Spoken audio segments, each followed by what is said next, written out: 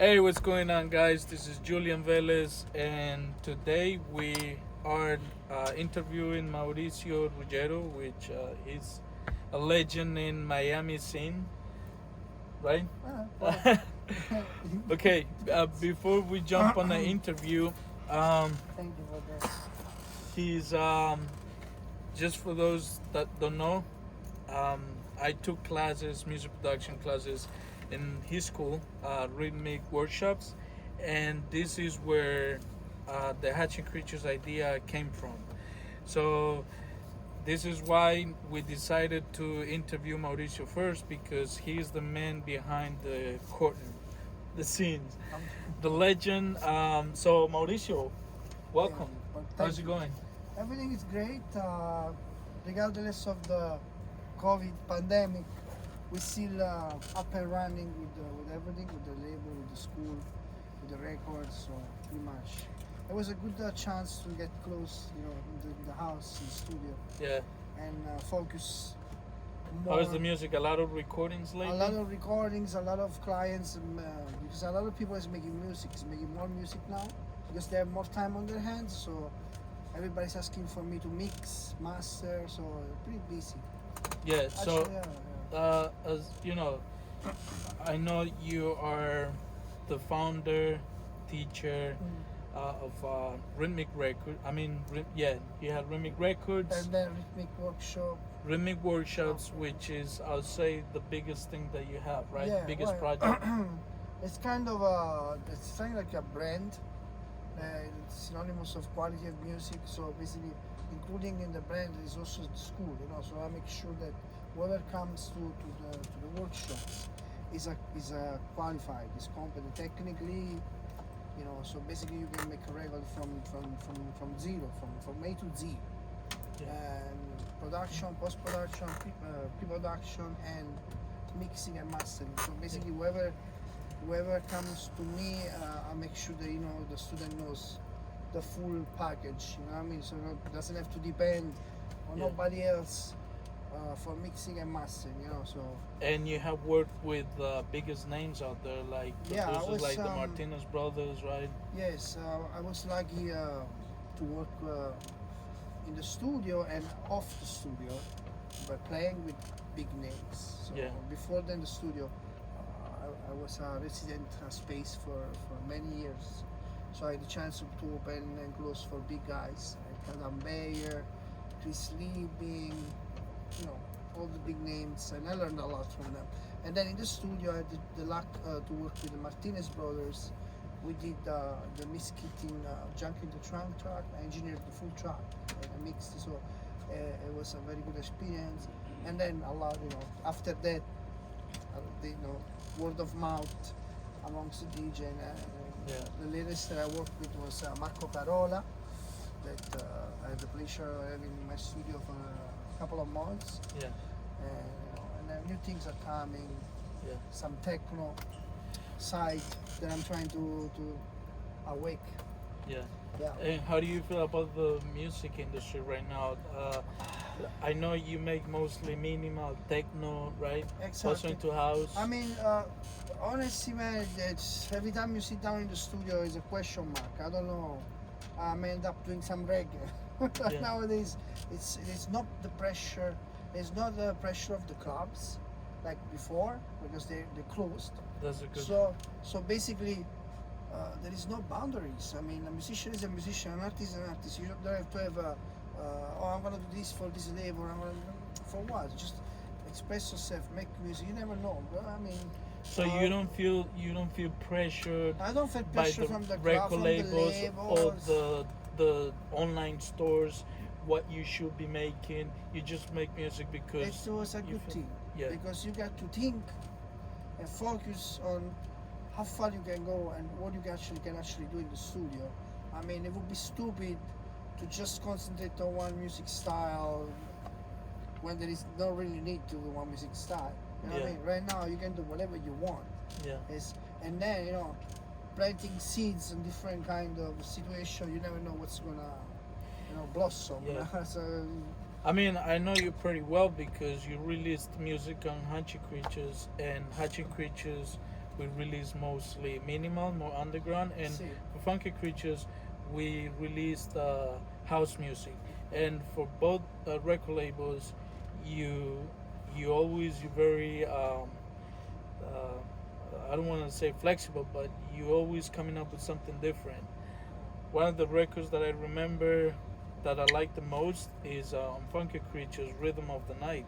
Oh yes, yes, it was a fun one. To Yeah, make. when did you record this? Okay, this is a funny story. That record, I actually recorded it on one of my old actually I think it's the old studio in. I was there. Yeah, so it was Yeah. one of the gathering that we did, because I do this gathering with the students, where we sit down all together, drinking, making music, having fun, which is an amazing thing, because you never know what's around. And I started to make this track, but I'll be honest with you, I never meant it for a track to come, just for fun. It was for fun, not to come out. I remember because that was actually you had to play it at one of the clubs in Miami. It was a after- Story for Uh-huh. Jimmy Jones. It was the Jamie Johnson. You were opening with Danielino, and Yeah. you made the track, and you said, "Let me make a track. I'm gonna go and play it." Yes, and yes. I remember. That track turned out to be a bomb. I Well, always I wanted, didn't know it was a bomb, but I remember that Yeah. you told me Yeah. after 1 year. So to make the story short, I wanted it to release the track on Hatching Creatures, but Hatching Creatures was more Was too minimal. So when we decided to, create Funky Creatures for house music, the first thing I said, I asked Mauricio that we wanted the track. Rhythm Yeah, of I'm the like, Night. are you sure that was like a year Yeah. ago? I have to reopen it and check the mix. No, it was good like that. It was Yeah. great, and it's one of my best tracks. So every time I play it, the crowd response is incredible. Doesn't matter where you play. We played. I played in Colombia. I played in Miami. Yeah, tell us about those showcases in Colombia.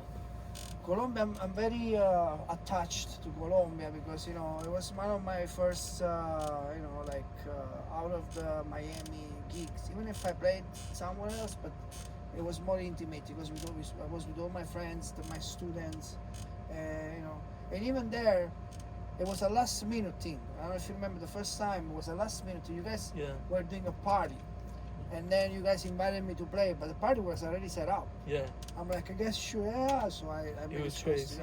It was crazy, and it turned out to be one of the best experiences. The first time in Armenia was, for me, it was insane. yeah. It With was- Hatching Creatures, do you remember, or do you have a favorite party that you had played for Hatching Creatures in Colombia? Any city, any place that you remember? Well, for sure, well- the last time in Armando Records was Fire. for the books, Yeah, because I remember we started on the patio outside, and then we did so good that then, they moved us in the main room. yeah, And there was like space number 2, I called it. It reminded me of the Techno-Loft. Yeah. It was packed, and we were playing really underground techno, tech house, but that good. The sound between the patio, when we played on the patio and when we played inside, it was completely different.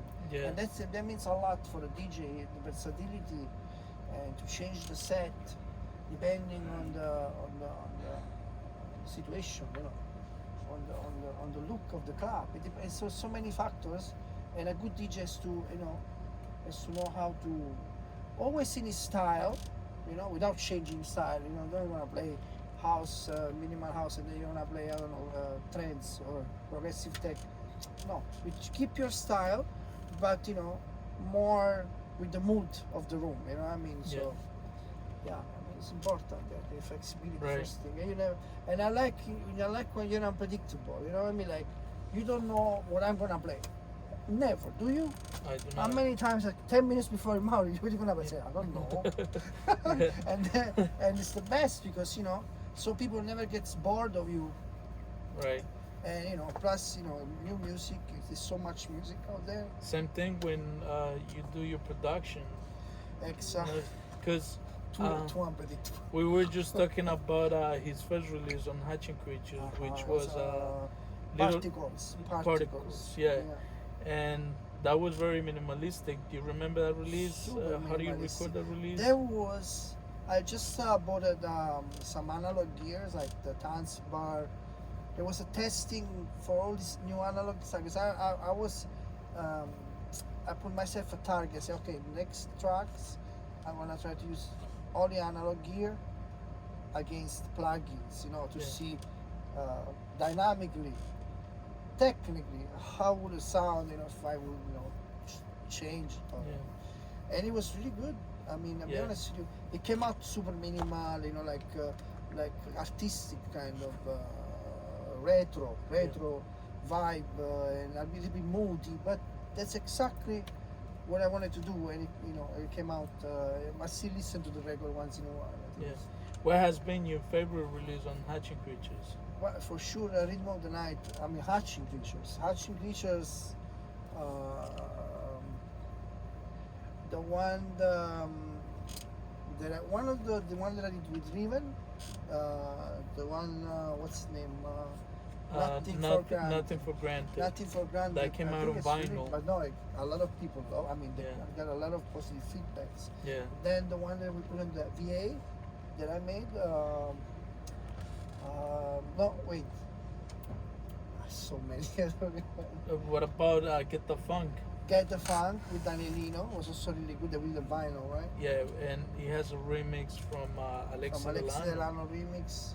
Say hello to Alexi. Well, I remember. No, but there was one. Well, you did an album. Oh yes, and the album, of course, yeah. The album was. You told me that it had a lot of meaning. The album, it was. I mean, the whole album was a group of tracks that I was working for 5 months, not even 5 months. That I entirely started in analog, using all the machines. And I mix and master completely, but all the tracks, they are basically made in a way that they follow each other, like a message. You know what I mean? Yeah. So the message is hidden in the album. It's many personal things that I'm not. Is there any meaning behind the meaning? You can go on the surface. I don't want to go into it, but you can go on the surface by reading the titles of the song. Yeah. Most of this album is a trip. Intimate trip of my young. Because he has a lot of names with Train to. Yeah, that's it. So basically, it's the first period of my life when I started to make music. All the trains and the travel I had to do to go to the studios and work with other DJs in Napoli, in Napoli, in Italy. So those are all the trains and the trains and the situation that happened. You can actually see between the lines if you read all the titles. But it's very personal.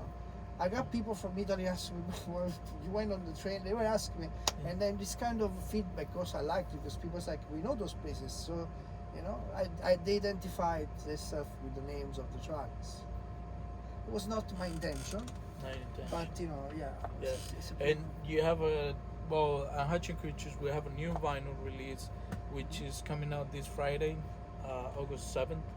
And you have one of the tracks included on not on Hatching Creatures, on Funky Creatures. The house one. With it's a collaboration with Ali J.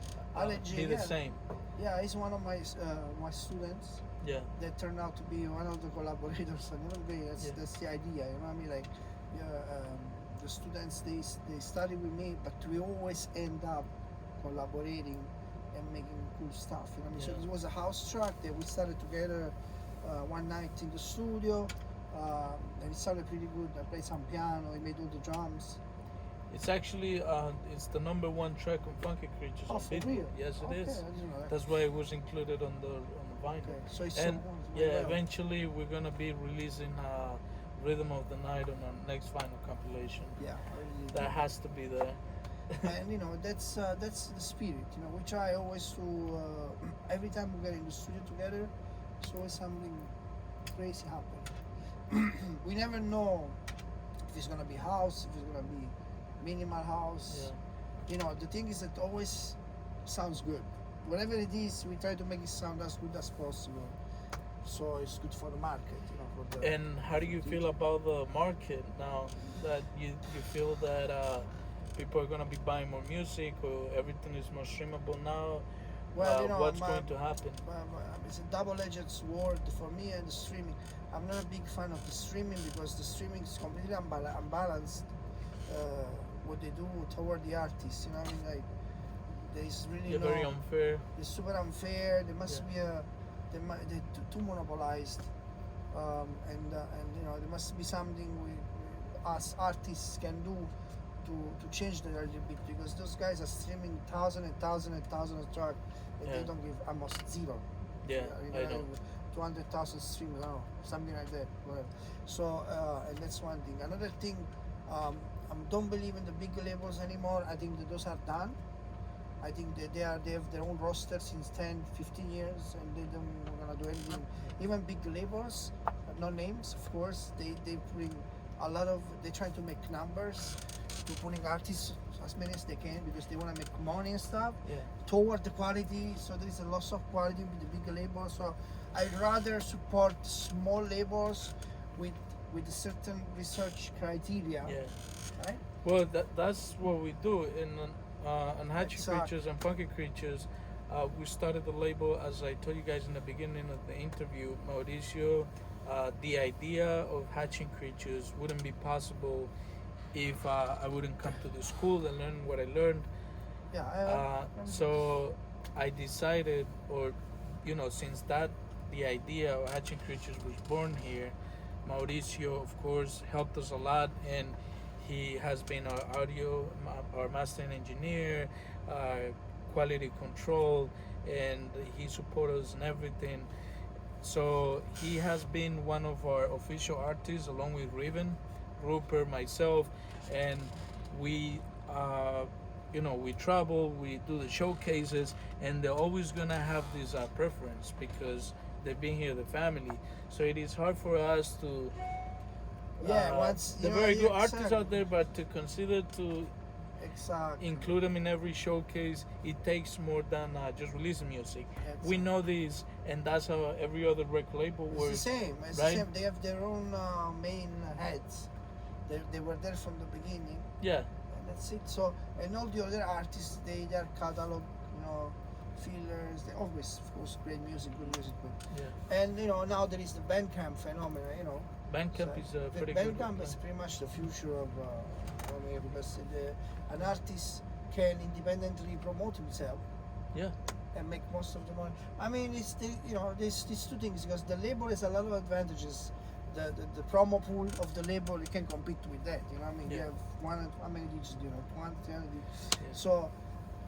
Yeah. So so it's these two things that they're gonna be the market for the future. So Bandcamp for sure, and then these small independent labels with a big promo pool of essential important DJs that they're gonna receive the track, so the artist can be promoted. You know what I mean? So that's it. I don't believe in big labels anymore. I think they are super overrated. Okay, no names, but yeah. Yeah. Okay, so, and what's your plan now? What are you planning to do after this pandemic? What's the plan with, RITMIK workshops or any gigs with the Hatching Creatures? Yeah, we coming up after the pandemic? discussing. Yeah, but number one, we gotta go back for sure to Colombia when everything's gonna be fixed. Yeah. I'm dying to go back with the Hatching crew to Colombia. I heard you guys planning something.